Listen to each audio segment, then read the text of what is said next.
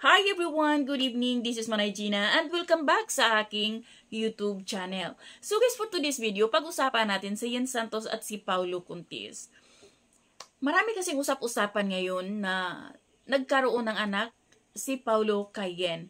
Pero sinabi naman din niya na hindi totoo, wala namang umamin sa kanilang dalawa na may relasyon sila. Sinabi nila dati na nag-date lang sila as a friend. Din sabi ni Yen hindi daw sila, sabi ni Paulo hindi sila. Pero nung lumabas yung blind item, ang daming mga netizen ang nagsabi na si Yen daw talaga yun na nanganak, na anakan ni Paulo. Kasi sobrang talino ng mga netizen ha. Nung nagkaroon ng blind item at nasabi nga ni Christopher Min na yun nga ang usap-usapan na naanakan ni Paulo si Yen. Si Yen, binura niya yung mga pictures nila ni Paulo, 'di ba? In-unfollow niya si Paulo.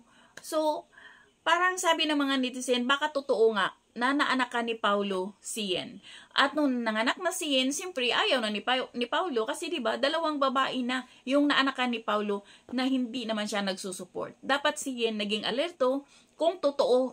Dapat naging alerto siya, wag na siyang nadala sa mga pambubulan ni Paulo na sobrang red flag na talaga. Imagine mo, dalawang babae na inanakan, ilang anak niya sa isa.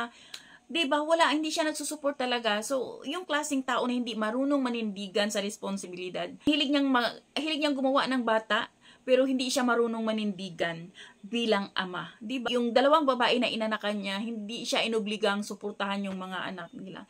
Ang kapal ng mukha ni Paulo. Charis. Diba? Nakikisali ako, nakikigalit ako, na hindi naman ako kasali dyan, guys. Charis. So, yun lang, guys. Thank you for watching. Until then, bye. God bless everyone. Bye-bye.